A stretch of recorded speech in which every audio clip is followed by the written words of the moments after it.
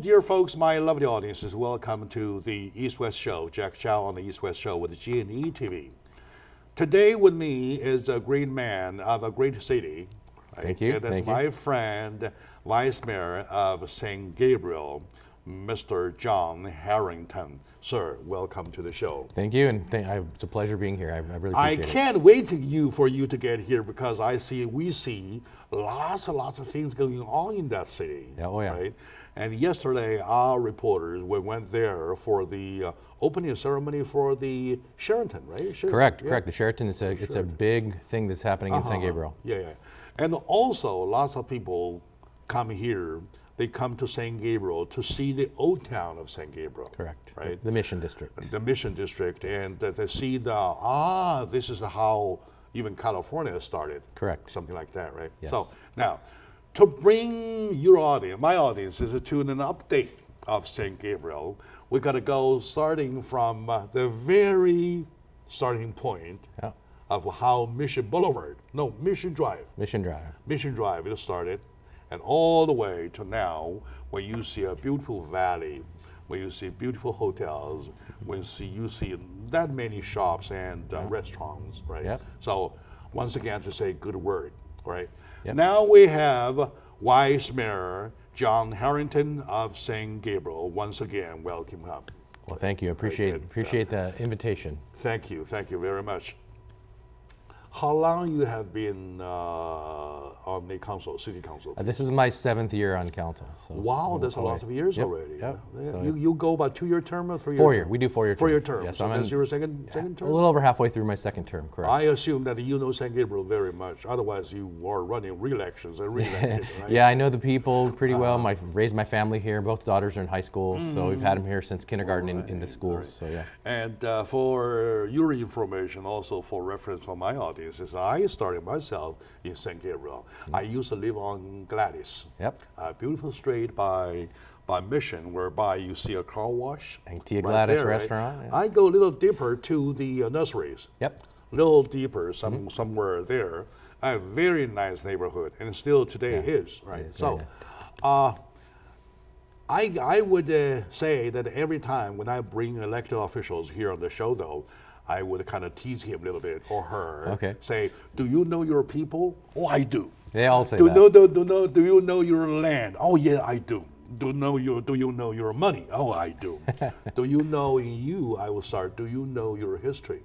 I'd say I do. Right. As good as one can, because there's a lot of history. Sure, of course. There are different versions, but... Correct. Yeah. And San Gabriel, the city of tradition, because it goes way back, even before California, becoming a state of United States. Yeah, San Gabriel goes back before the United States. Now, sir, I rely upon you to bring the story to my audience, please. Okay. So if you want to go as far back, it was originally native land. It was, the Quiche Indians lived here. The Native Americans, they called themselves Quiche. Quiche, yeah. K-I-Z-H, Quiche. And when the Spaniards came, they wanted to build missions. They wanted to spread their country, and part of it was they built missions. That was they called it Alta California. And they named it. It wasn't a state; it was a region, a Spanish region, and they wanted to establish forts, and with that they wanted to establish religion, and so they built Mission San Gabriel. I think that was in the 1760s it first started, and it was founded in 1773. 1760 something. Yeah, well, that's when they first started building, but it took a while to build it to finish it. It was a long project back then. It didn't happen in a year like we do now. So the Spaniards came, and California has been part Spanish territory. It's part of Mexico at one point, and then eventually it became of itself an independent republic, and then it joined the United States as a state. But in the whole time, San Gabriel started out as a mission, the city, and it sprang up around the mission because they made candles, they had crops, they made wine. They started the civilization really in the greater Los Angeles area. All right. And so San Gabriel, a lot of people don't realize, is actually the start of the San Gabriel Valley. That's why the valley is named after it. In fact, Los Angeles came from San Gabriel. Named after who? Well, it's a Catholic name, Saint Gabriel. So Gabriel was like the Archangel Gabriel. I see. And luckily, the name translation into Chinese is also translated in the cathedral way. Okay. Right, and kind of like that. I like that. I like that. Yeah, it's nice when something's easy. Sand, yeah. Sand in the Chinese way also having the same spirit. Okay, it means the same thing. Like a saint. Saint, right? Saint. Like a spirit, correct. Yeah, correct. And I heard that the Mission Road, Mission Drive itself was the footsteps of the first settlers. Yes, the pobladores. They were called the pobladores. Ah. So the people that actually, like I was saying, founded the city of Los Angeles, they decided they wanted to start a new city, and they left San Gabriel to start Los Angeles, and the Mission Drive is the route they followed. So if you take Mission Drive to this day, it still goes right into Placido Alvaro in Los Angeles. Those days they were on horseback, walk, wagon, I mean, whatever, any way they could get around. Okay. But it was a full day's journey back then. It's about 11 miles. So we're about 11 miles from downtown LA. When was those buildings built on the Mission Boulevard or Mission Plaza into the city all the way to Las Tunas? Where was those buildings? When was those buildings built? Okay, so including the old Chinese restaurants, one of them. Mission 261. And the theater. Yeah. Go on. Okay, so the Mission, we'll start with the Mission. Well, we'll actually start with City Hall because it's the furthest south of the buildings. It originally was, it's been many different types of buildings. I believe at one point it was a market, like many 100 years ago, it was a market, and it's been different. It was a jail at one point. So it's been different things, and now it's City Hall. And so that whole complex there, the city owns most of the property on that one little corner. It's city property. We lease it out to different businesses. I see. And then in the 1920s, they started to build the Playhouse, and then it ended up in the 1930s. So it was built specifically to house the Mission play. Oh, 1920, 30 is almost 100 years old. We're getting close to 100 years, yeah. So the Mission Playhouse was actually built specifically for what was called the Mission Play. And the Mission Play was a reenactment of the founding of San Gabriel. So they built the Playhouse as a historical recreation of the founding of San Gabriel. In fact, 4 years ago, we redid the Mission Play after, because it was for our 100th anniversary of the city, which was 2013, from 1913 to 2013. I see. So that's the Playhouse. It was built, I don't know if you have pictures of it, if you've been inside of it, it's quite a beautiful structure. I mean, the architecture is amazing. The building is just, it's a great building. We often have our events there, and we love the theater. Yes. And we've always said it can host any kind of event. It's very, it's classic built. I mean, it's Mission style, but it's built in the opera kind of setting. Correct. Opera kind of setting. Yeah, and it has the nice boxes. Further north, there is on the left-hand side where the Chinese restaurant used to be. Mission 261, yeah. Yeah, right? Yes. Right. And some of my friends were owners of that restaurant. They told me that Harvey Yang and the Yang brothers. Right? They have the whole thing is historical reserve, and you can't even touch a break of it. No, that's not true. Actually, there was a main building originally, a smaller building, that was designated historic a long time ago. But that was before they even built what's the newer building. Oh, I see. So development is still allowed there. It's just you have to be careful on what you want to do. There's some spaces that are going to be preserved, but that doesn't mean you can't develop. You just there's a process you have to go. It's like anything. It's not as easy if you just took blank land and built, because you have to build around what's there. One of the first grapevines in California is in that building. Yes. So the grapevine tree is still there. Yeah, and it's a tree. Yeah. Yeah, they kind of put the barriers around. So there's some historic elements, but the whole building is not historic because it's been remodeled several times over the years. I didn't get too much interest to the city of Los Angeles. I mean, the city of San Gabriel, until a group of my friends came from China who read the story about how California started. It is right there in your own city. Yep. That time I was on Gladys, right? Yep. And then they asked me to show them around the city. I said, my God, I better study something. Yeah, there's a lot to it. Yeah. So if you notice our city, I don't know if you notice how all of the streets kind of go towards the Mission. Like a spider web almost, because that was the hub. The Mission was the hub of everything. So if you notice, all the streets are at angles. They're not square. The streets are not square there. They actually come up at angles from all directions towards the Mission. So when you're at the Mission and you need to get somewhere, you can go to Los Angeles, you can go to San Bernardino, you can go to LA County, you can go to San Fernando Valley.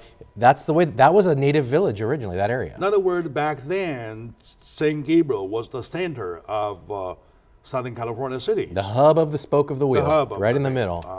And that's why, and it connected to all the other missions. So if you go to San Bernardino, it's a mission. If you go to Los Angeles, there's a mission. San Fernando, there's a mission. So that's what the Spaniards set up. Yeah. But in reality, they were following the Native American trails because those have been established for thousands of years. So why start a whole new path when there's already one? And they built their missions on the same network of And roads. that's why they say it is the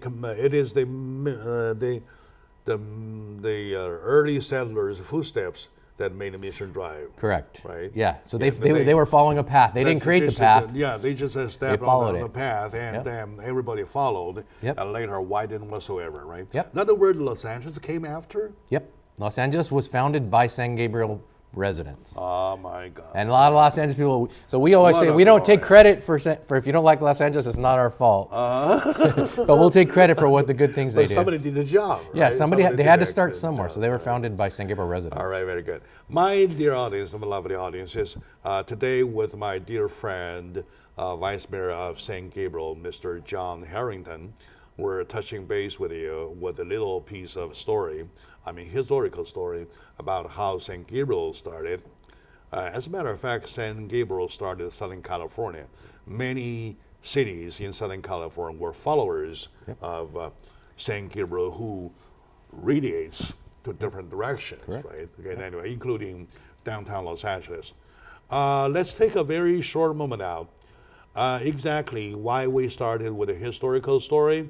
It is because we want to see from history traditions of developing had been carried, and now what you see now is a portion of the development on Valley Boulevard. So stay with us. We'll be right back, please.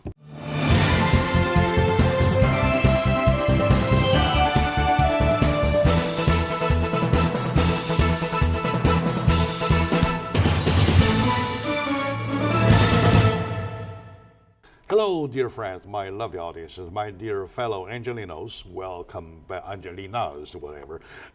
Welcome back to the show, Jack Chow on the East West with GNE TV under the beautiful flag of EDI. We really pay attention to things around us, including city development. Now we see lots and lots of development, lots of things going on. In other words, San Gabriel is getting crazy. All right.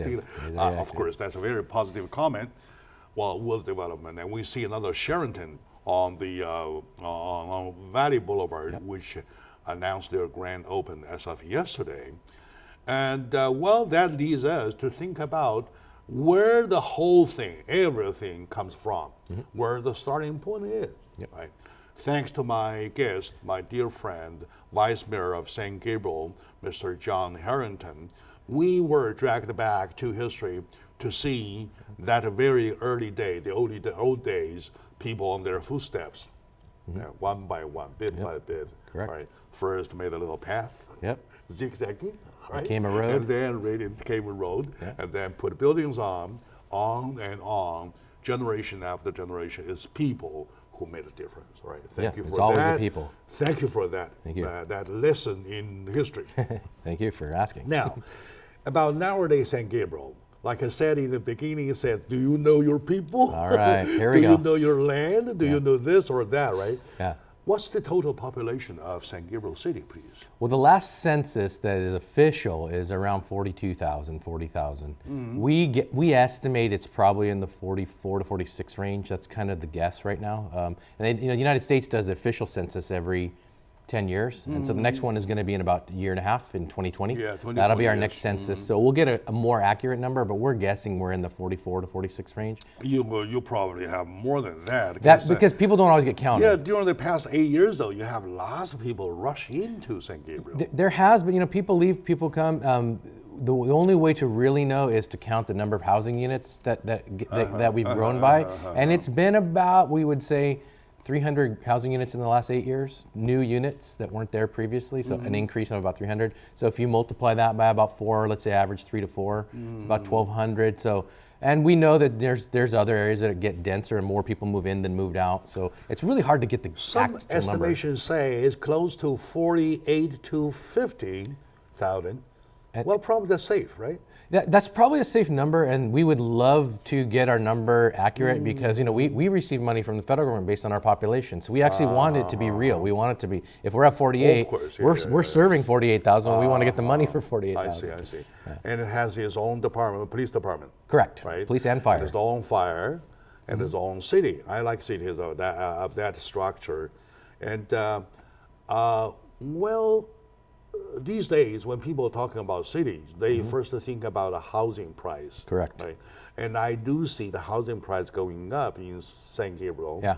Back then, when I was on Gladys, they were not that much, right? So, how do you see the rise of the value of houses? Well, San Gabriel is unique because of our location, and we have a very high demand. So, real estate, you can only sell it for what someone's willing to pay for it. Because of where we are, in the demographics, like you mentioned, the people, we have a very good mix. I mean, we're 60% Asian, about 20% Hispanic. And among the 60, I would say 80, 90% are Chinese. Yeah, oh yeah, it's a high percentage Chinese. Yeah. And then we have everybody. We have a historical Japanese area. We have, with residents, Vietnamese, Southeast Asian. We have pretty much everyone is represented in San Gabriel. It's a very diverse. Very diverse. So even within the Asian demographic, it's a diverse demographic. So and that really provides strength to our city, and that makes people say, hey, this is probably a good place to live, a good, safe place. The school system is excellent. It probably is. It's an excellent school system, which I sent my kids through public school there. I have one that's about to graduate, go to college, and I have another one that's in high school. But that drives when you have a vibrant community and the people want to be part of it, the real estate prices go up. And I'll give you an example. In the global financial crisis, a lot of people were devastated. The cities lost 20, 30, 40% value in real estate. San Gabriel went down about 7%. And the demand... Lucky you. No, lucky us because of the tax revenue. But the demand, the reason is the demand never really stopped because we're always bringing new people in. For 300 years, San Gabriel has been a vibrant immigrant community. Which is more small. Remember a while ago, I mentioned a group of Chinese friends. Yeah. They asked me to show them around. Yeah, they later settled here. Yeah, no, and it's the story because exactly your city. Well, if you're first generation and you're coming from another country, you want to go somewhere where you have the ability to understand what's going on. And if everything is in your language already, it makes it much easier to go to the market, go to the restaurant. Exactly. And then you're not shocked. You're not, I have to learn English immediately or I won't fit in. It's like a transition. Like and it's intermediate, like a transition, like a stepping down thing, right? So let's say the parents moved here from China and they don't speak English. But their kids are here and they start speaking English and they start learning the customs and they tell them the parents, and then eventually the parents pick up English and they pick words up, and 10 years later they're speaking. But it's not a shock where they, like if they moved somewhere where there's no Chinese, no Mandarin spoken at all, or Cantonese or wherever they're from. You're right. It's a shock, and they have to, it's really a difficult transition, whereas Yes. it keeps our market up because people have the ability to come in and not be shocked, and it's a nice, That makes safe, a very, very good point. it's a safe place to be. They can, your services are easy to get to. So I see that's why San Gabriel is always in transition, because the second and third generation, like say you came here, your kids may not want to be there. They may want to be out in, like here, they may move to West Covina, they may move out, even out of the state. But we are the eternal spring of people coming and growing their lives here. Exactly. Well, that obviously is a positive sign and a positive nature of the city, though. By that nature, there comes along also and challenge, bigger challenge, right? Yes. Yeah. How you at a city council, like you in your position, see those positivities, negativity. There are negativities. Oh yeah, for sure. Of such a diverse city, and how you want to handle it. So because handling people is art. Yeah. And I see the way you guys do. I'm amazed. Yeah. I would say if we had everybody speaking one language, it's difficult. It's still difficult. So imagine adding the challenge of we have 4 major languages spoken. We have English, Spanish, we have Cantonese, and Mandarin. All right. And then we have, of course, Vietnamese, Japanese. So we have 4 languages that are just right now we're dealing with. So it's hard enough to get people involved when they're part of the culture, already the main culture, and they're part of, and they speak the language. You add to that the language barrier And the fear of coming out, and when you come to a new country, no matter what country you're coming from and going to, you have a fear of hey, what's going on? What if I speak my voice? Am I going to be prosecuted, persecuted? And so that's the biggest barrier for us. For that, I would like to point out that city councils made a role model to follow. We try. On this business card I'm holding, and I have also noticed other friends of your city council, your fellow members, council members, each of them have a Chinese translation of their name. For example, my friend John Harrington is 约翰 Harrington. That is a beautiful translation, of course, without mentioning. I'm glad. But yeah, sure. And trust me, I got a major on that. Oh, okay. Perfect. Now, and it is a good example how you guys mingle, right, amongst all the culture, different cultures. Oh, yeah. That's a good take. Why Chinese, not Japanese? Because you have majority. 6 to 8 majority, right? Percent. Okay, good. Go ahead, please. Yeah. So that's the first challenge, is really getting people involved. It's when I go to someone's house, and this is maybe a campaign thing, but when I go to someone's house, why would you vote for me if you don't speak my language? Exactly. Like, what's the reason? Exactly. Yeah. So it makes it doubly difficult to say, I want to make your streets paved. I want to make sure you have jobs. I want to make sure you're safe. You know what the greatest tool I found is technology. I do Google Translate. And I use it. And I'll have conversations. I don't speak Mandarin. They don't speak English. But the computer translates it for us. And I've had conversations that would normally take 5 minutes take 25 minutes because we're translating. But I guarantee you that person, when they hear what I have to say, they vote for me because they know that I'm genuine and I'm taking the time for one-on-one. And I ask them, please get involved.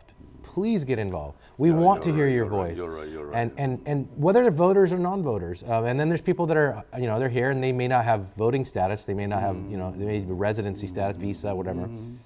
I still spend as much time with everyone else as whether they're voter or non-voter, because my thing is I want to make sure that we are truly, as council members, representing the people of our city. Yes, very well stated. The other day I had a show. A friend of mine, he was here, and he was from Hollywood doing films, and he says, quote unquote, the name of democracy is representation. Yes. If you fail to represent, of course, you're not the one. You're the one. And I believe that the city of San Gabriel is being very well represented.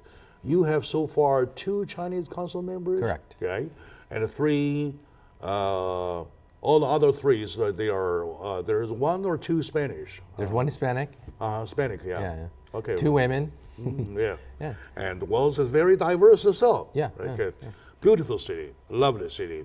And I believe that if you really care about learning something about California, going there, not only can you learn about history, you can learn about the present time, right?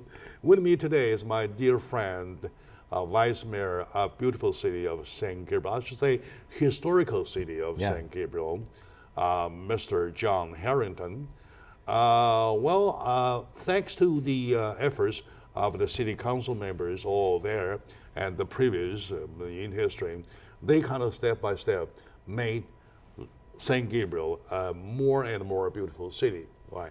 Now you take a look at the cross section of San Gabriel and the valley, the answer is right there. Yeah, it is. Let's take a short moment out. When we come back, we'll talk about development of San Gabriel City, the new development, and we're going into the significance of it to see how much we, the people, can benefit from it. Stay with us, please.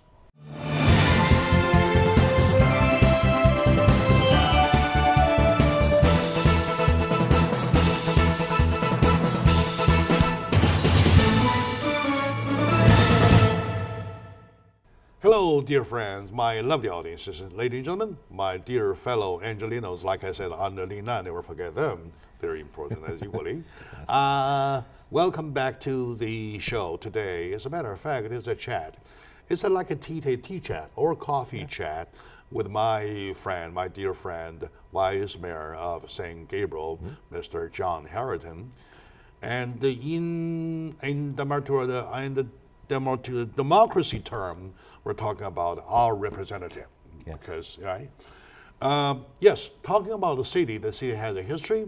The city has a glorious history, and the city has a promising presence, and the city will have a further flourishing future that we will touch when we come back next time on the next segment. Now let's focus on the current development. Yep.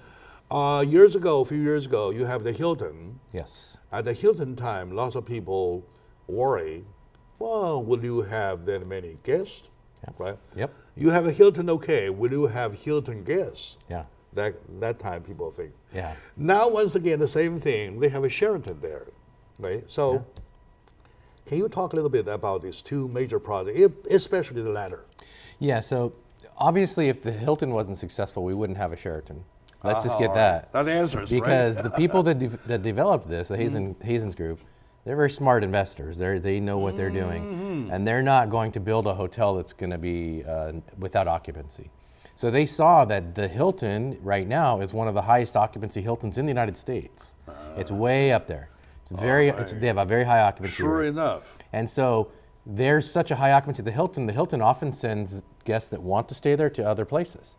Well, why not keep them in San Gabriel? Well, so the new group came in and they said, let's find a spot, and our community development worked with them, found a nice a place to you know what, we're pretty much walking distance to the Hilton. You're just in the same area. They're almost next to each other. Yeah, they're about a block and a half apart. And almost, so they approached the city and they said, we're looking in your city. And our city identified a really rundown old building. It was good. I mean, it was a very successful business there. And the actual business didn't leave town. It relocated. It was a sporting goods store and a couple of their smaller buildings. So they bought that block. And they had done all their research, all their numbers, the demographics, and they very much, if you see the facility they built, they must have believed strongly in San Gabriel and the possibility. And in fact, we went to the opening last night. I brought my daughter to the opening. And it was an amazing event, and you can see the power of the economy and what's happening in San Gabriel, that someone would invest this kind of money in our small city. It's a vision we're talking about after all, right? Because, by the way, I did go, back then I was a reporter, I did go to the grand opening of Hilton. Yes. And I heard people worry. And I even heard about the Q&As. Even the city was worried. Right? Yeah. Right? Yeah, it was. Well, can you fill up? Yeah. Right? And you look around the valley. Back then, looks different. Yeah. Uglier, right? The look different. And they don't have that many in front. Yeah, so. And they don't have that many on left and right. Yeah. Used to be a small bank in that location, that corner. Yep. That's it. That's the whole thing, right? Yep. Okay, now. And then you now, with the success from there, you kind of enlarge it. My question is, my concern is that the vision of a developer is one thing. Yes. The vision of the city is the other. That's the most important. I want to find out, what have you done? You feel proud about yourself, about your council chamber of decision, whatever, you decided to help facilitate, to soothe up the process of that development. That's important. Okay, so there's a couple steps here. So we obviously, like when you say the vision of the developer and the vision of the city, so we have a master plan, and then we have specific plans. So we have the Valley Boulevard specific plan, which his nickname of it is the Golden Mile, because it's about a mile long. Like saying we might need something here, something Yeah, there, exactly. something there, right? So the city has its plan, and then there's a specific plan of what do we do with Valley Boulevard. And way back around 1997, 98 is when they started the process, and it was actually completed. Is that available to the public? Of course, yeah, it's on our website. The grand plan? Yep. It's a Valley Boulevard specific plan and then the general plan. And the reason I bring that up is because we're in the process of it's about time for a new general plan. That's important. Yes. And of course we want to represent, once again, the people. What do the people in San Gabriel want? What do the visitors to San Gabriel want? What do the developers want? And a lot of times this balancing these is our challenge as a council, because the developers pull you one way, the people pull you another way, and we really have to balance those two. And our role as council is to basically filter all of these different thoughts that may be opposing and come up with an idea that satisfies not someone completely, not another person completely, but what's the best for the city going forward. That's our challenge. The one that fits in the general plan at the current step. Correct. Right? And future, because you're planning for the next 15 years. Of course, it's a because 15-year. You want to still plan ahead, Yes. right? And then you want to leave enough room for next planning. Yeah, correct. Something like that, right? You don't always want to think just about now. You want to look back, but you want to look forward too. As a media business man like myself, I don't see things on the surface. Yeah. And there's one thing, of course, which is good. A grand opening of Sheraton, Yeah, right? great. That's good, right? I want to go behind. Yeah. I always go find the story behind stories, something like that. For a city developing that fast that catches the eye that much, they must have a vision. Oh yeah. Thank you very much for giving the vision, though. And then that, well, now the project falls in the ballpark of the city grand plan, though. Yes. And I believe in the process of working on it, though, there must be some checkpoints. Correct. Right. I hate to give you the name of the city, though. I have friends in one of the cities nearby you. I'm sure we have mutual friends. Yeah, right. They have a business there being ready to open, and for 3 months they can't open because a pipe, quarter-inch, three-quarter-inch big whatsoever, not big enough now or not small enough whatsoever thing. And well, instead of allowing them time to fix whatsoever, they say no. Okay. Right, so something like that. I'm talking about in the process of developing, have you encountered yourself with a situation like that? And yet, with the effort of the city council, you guys got it suited up. Okay, so what we're dealing with here is the city council's role is more of the policy. You know, we don't get into the specifics of pipe size. I know, but I need the highlights. Yeah, so what I'm getting to though, for example, at the Sheraton, that's a great example because it's a newer project, and I've known about it since before it started until now. They hit pitfalls all the time, and developers hit pitfalls all the time. So where we provide leadership as a council is we will tell our staff, we are pro-business, we are pro-developer, but we're not going to give, we're going to sell them everything, but we need to come to a spot like this where it really is, there has to be a common sense solution. And so we tell the staff, what's the most we can do without harming the city? Just a little insert. Yesterday I had Congresswoman Judy Chu here, Yes. and you accidentally mentioned the same term that she mentioned, the common sense solution. Yes. Common sense politics, common sense Yes. resolutions, common sense bills, and so on. Yes. Common sense. Yes. That is so important. And it's uncommon. Yeah. Unfortunately, in politics, it's uncommon. I exactly want to hang on. Yeah. Well, with the next few discussions with my guests, talking about the concept of, just to make a common sense. Yeah. Right, whatever. And I like that. Well, see, like we're having a discussion. If we get to a point where the developer's not happy and the city's not budging, my usual method is get the developer in the room, get the city in the room, and let's talk. What do you want? What do you want? And I usually act as a mediator. I don't tell either party what to do. Let's make sense. Yeah. Let's make it. All right. And so I don't act as an advocate for the city or an advocate for the developer. I'll say, what they're saying makes sense, what they're saying makes sense. However, they're in conflict. Let's get rid of the conflict. Where do we agree? Let's take all of our yeses first. Before we start talking about our no's, we agree yes, yes, yes, yes. So let's not even talk about those. We already agree about those. There's 3 no's. Let's address the no's and the why. Why are you saying... It's an easy thing when you talk, all right? But Yes. to actually do it is... And I've done it on several occasions. Lots and lots of challenges you want to face because you're talking about basically a concept. Correct. Right? A common sense. Yes. Common sense. Yeah. By common sense, is it right or wrong? Correct. Right? Or, you guys both are right, but which is more to the common sense? Yeah. That is so important. And we're not trying to make either one of you get 100% of what you're asking for, because that's not common sense, because no one's 100% right. Normally, when I do a show, I don't choose a site to stay. I found out that those philosophy that you talk about, I want to stay. Yeah, no, but if everyone, because I come from a development background. I've worked in the development field for years and years and years. I mean, I was an attorney and I did development. I represented people that did construction, that did development. So I have a deeper understanding of what the developer is thinking. And sometimes developers think differently because, you know, for a developer, it's business and it's money, and they need to get that business open as quickly as possible. And that doesn't mean they're going to take shortcuts. It's just they need to be efficient and get things done. Where the city, they're going to be there for the next 100 years.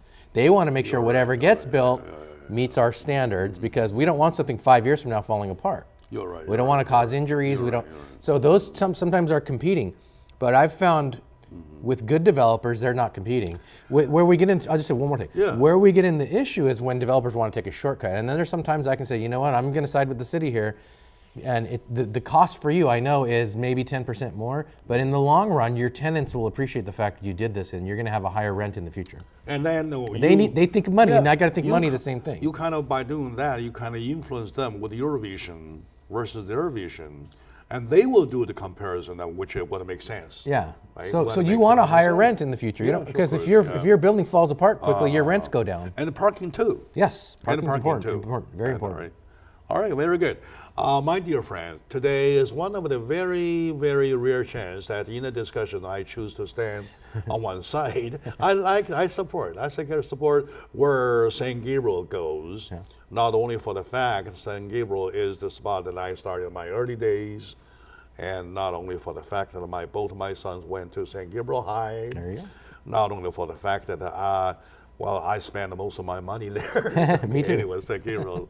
All right. Anyway, with my good friend John Harrington, Mr. John Harrington, Vice Mayor of St. Gabriel, we got a chance to touch base with the conceptual part of St. Gabriel, not the visual, not only the visual part. We want to see the conceptual part of the beautiful city. We have one more segment. We got another chance. Well, by the way, with a discussion, if you want to say anything about St. Gabriel, whatever, or you want to say something about other cities, feel free to write to me. Just say, tellmydj@gmail.com. You see the address on the big screen, right? It's right there. So go ahead, send me something. Well, I'll see how we, accommodate, right? Yeah. So let's take a short moment now. When we come back, we want to look a step further to see the future. 5 years, 10 years, 100 years, whatsoever. Yeah. What kind of a St. Gabriel that will be. All right, so stay with us. We'll be right back.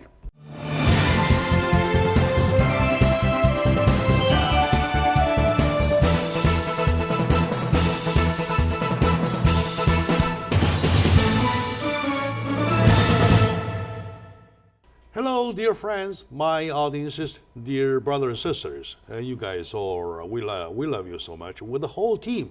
My whole team has one mission to do, that to bring you information that we feel necessary. Living in the San Gabriel Valley, living around this most flourishing part of California, you can't avoid getting to see San Gabriel, city of San Gabriel. And my friend Ching Ho Liao, we're very close, and the other council members we're very close to on a personal basis. And with my friend John Harrington, the Vice Mayor, we're today touching base about the San Gabriel City from where it started, from a footprint, first footprint, to all the way to San Gabriel City on the Valley Boulevard, talking about this new project, Sheraton. Right? Okay, now that leads us to seeing the future. Yep. You did mention about your grand plan, and you did mention about the fact that it's about time you are starting another grand plan. Let's know something about it, please. It sounds very interesting. Okay, so cities every 10 to 12 to 15 years will go through the process of creating a new plan. And they don't tear up and throw away their old plan. They build kind of, here's where we've been, but where do we want to go? And the only way to get where you want to go is like when you get in your car, if you don't know where you want to be, you're not going to end up there. All right. So the plan is, where do we want to be? And so when you say, I want to be here, and where we're going right now is here, and you may even want to be way over here, but you don't just make a 90-degree turn. You have to kind of guide yourself. So we're taking smaller 5, 10, 15-year plans to get where we want to be. Gradually. Gradually, yeah. You don't want to take drastic changes simply because when you try to make drastic changes, it's really hard to unwind them. So what we do is we sit down with the public, and because every 5 or 10 years we've had a pretty good changeover of people that live here. There's a lot of long-term residents, but the average person in the United States moves every 7 years. So if you think about it if you think about that in a 12-year period, we've had about 30% changeover in who's in our city. You are right. You're a big change. Right. So what people wanted even 10 years ago is different than right now. And what people want 10 years from now is going to be different than what it is right now. We can't anticipate what the people want in 10 years, but we can anticipate the type of people we want in our city. That's very interesting. Well, that is a very interesting point. Not only you have a vision fixed over there, and the vision rotates. Yes, it's right? Dynamic. The vision moves along with time. Yes. Right? That sounds very It's interesting. ever changing. That sounds very interesting. Back in my hometown, I see something. I'm in China, where I was born, and now I look at that as other countries. This isn't my country. I see some houses that turn down. People feel good about it, but for the old house, there might be something in there, maybe history, whatever. Yeah. It's not a one word to say down all the way you don't down. demolish it. Yeah. Or up all the way up. Yeah. Right. You kind of like move gradually. Right, Yes. something I like that kind of thing. Right? And the idea is, when you're going somewhere, you also want to know where you've been. So, like I said, you keep one eye backwards. You're right, you got to know where you are, and then one eye forwards, and this is where we want to be. And it's not my decision where we're going. I only represent what the people want. I know. These are the people. And so when we start this plan, we have a lot of input from people. We'll have 30 or 40 community meetings. I see. And they'll be in several languages. They'll be asking around. Yeah. So what someone wants in one part of the city may not be what another person wants in another part of the city. And our job is to create a plan that's wide enough that it still attracts development, but narrow enough to be the vision of the people. Because the people want to be able to shop in our town. They want to go to a restaurant in our town. They want to relax in our town. Maybe whatever they want. You don't want to have to drive a long ways. And right now there's some issues where some people feel they have to drive out of our city to get services. And so it's our job as a policymaker to address that. I want to keep all my dollars in my city. Yeah, you're right. You're right. That's a good concept. That's why I spend my dollar in your city. I don't leave there no longer. And we attract a lot of people. I still go back, right? Yeah. So for the conveniences, for the variety, Yeah. for the betterment, and even for the competition. Yeah. Right. Okay, now, looking around your city, though, I see limited land Yes. that is open. Okay, you have Temple City to your north. You have Montebello. Alhambra, Montebello, yeah. Montebello to the south, Alhambra to the left, and Rosemead to your east. Yes. Right. So you have only limited land there. Yeah. That is another strong challenge for you to make your land absolutely the good use. Yes. Of every inch. Correct. Am I right? Yes. So not only the city council members are aware of that, or are the citizens or developers aware of that? Oh yeah, and this alludes to a couple things you said. So there's two things that I'll go back to a couple of this segment as well as a past segment. We have a very old city that's been built out for 300 years. Oh yes, plus there is an area you can't touch. You don't want to turn down. Yeah, and so the idea here is we have that's why our land value is so high, because it's a resource and there's limited resource with a lot of people competing for it. And so our plan that we developed a long time ago is to allow Valley Boulevard, San Gabriel Boulevard, a little bit of Las Tunas to have more of the taller, bigger buildings. Limited on Valley to I think 5 stories, or it's actually a height limit. It's not a story limit. But the most you're talking about Southern California anyway. You don't want to build too tall, right? Yeah. So the idea there is we've built our plan around kind of like a square, but through the mission you're not going to get any building, and we have 3 kind of a U-shaped corridor. We're trying to focus on those as far as the commercial side. Oh, okay. But we don't have a lot of historic commercial buildings. There's some, but what we've done prior to our new plan coming in, we just did a historic preservation ordinance. So that's what I'm saying. We're keeping one eye backwards, looking to the history. There are buildings, like you said, like in your hometown, where you don't want them torn down because a famous person might have lived there. Someone's very significantly a historic person. Like we had General Patton in our city. Yeah, there's a historical value in something. Yeah. Yes. Someone may not know he lived in San Gabriel. He's a very historic figure. We've had many historic figures that have lived in our city, and we also have adobe houses. They're built from clay. And that's the the restaurant by the car wash, that's adobe house. Yes, correct. It was Adobe. Yeah. That's So, Adobe house, we've turned something that is historically a house in a settlement, a very old settlement. Someone decided to build a business there. That indicates me two things. Yes. Number one, the competition for land in your city Very would be so valuable, right? Yes. And also the fact is that the land, the price of your housing Expensive. will go up. Right? That's good signs. It's good signs, but here's the challenge of it. As a developer, it really limits. You need some high-paying tenants. Or businesses that are going to be... The same thing, we go back to page 1, say at the Hilton time, we did worry about can we fill it? Tenants, and now you did it, and you have excess, you have surplus, and you keep sending guests out. Yep. Yeah, so it's a double-edged sword. Sometimes we're building things that you're hoping your vision is correct. Yeah, you can't. No one has a crystal ball and see the future. You're just hoping. Speaking of, anyway, it's a moment of a chat, right? It's a chat moment. Yes. I feel free. I ask you to be free to talk about anything. Yes. May I still adopt the same? Of course. Thing to I'm ask an open, anything free. Open book. Okay. Whatever you want to ask. With all respect, yes. Right? People have little to say about your massage shops. Yes. You have so many or too many of them. Has the city given the consideration about, number one, why in the first place did that many happen in the same city, on the same boulevard even? Number two, you want to do something to it? Well, we've already done something, just so you know. I can tell you the history of it is, so when massage, it's a cultural clash thing almost. When massage parlors started opening, in the Chinese culture, it's very normal. People go get dinner and get a massage. They follow each other. Yeah, it's a health. It's health. Okay. And people do it to relax and feel better, and it's a health thing.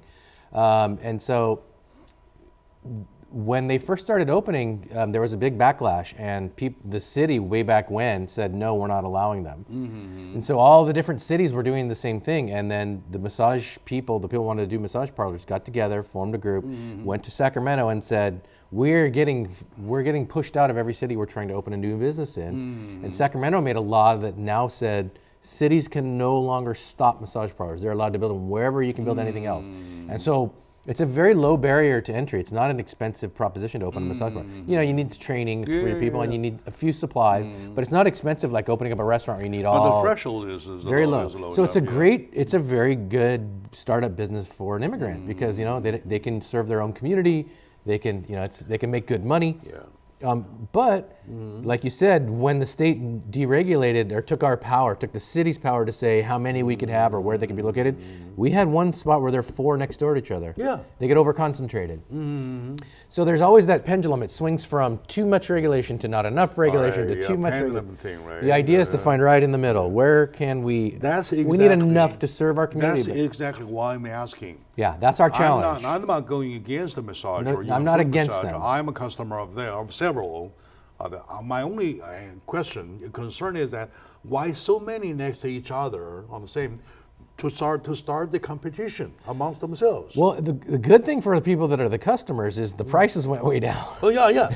when it goes too low, though, they can't survive. They can't survive. Yeah, and so that's why really it should be at our level, at the city level, not at the state level. Because what we did as a responsible city is we figure how many is a good number to have in our city so that the customer gets a good price, but they're not killing each other to get the price. Exactly. So what we did is we said, hey, let's do what's called a conditional use permit. So the city has some input into whether you can open your business or not. We already had too many. We were one of the cities that had way too many. All right, okay. So we told people 4 years ago now, you have until 2018 to go apply for your conditional use permit. Yeah, you're right. Step by step. So we gave them plenty of notice, and we said, if at this time you don't have a conditional use permit, you're not going to be allowed to operate. The simple math is that of 48,000 people, and how big a percentage that needs a massage, correct, right? And with that number given, and you can see exactly how many shops you need it. I like it. Me, my wife, even my son, they like it. We like it, but I just worry about too many of them. They compete. They kill amongst themselves. They can't survive. Yeah, they're really. If you had too many architects in one place, it's not a good thing. Too many of any profession in one place. You're right. it's not a good thing. And especially in a service industry like that, because they're going to be competing too hard. I thank you very much for taking my question. Thank you. And like I said, with all respect, there are some things. It's one of the challenges of this business. I'm on behalf of my audiences. All right, my dear friends, we're over time, but I'm very happy we did it. And he's very busy, my friend, Vice Mayor of St. Gabriel, Mr. Harrington. But city, you look at the city, you know everybody is doing a good job. Yeah. Thank you. All right. Appreciate it. Thank you very much. Thank you for watching, my friend. I know that it's not the first show talking about, it is the first show talking about St. Gabriel. That's not the last. I'm going to ask him to come back later. And also there are other council members we want to talk to. So we'll be seeing you next time to Vice Mayor. Thank you very much. Thank you. I appreciate the invitation. I enjoy it. Thank you.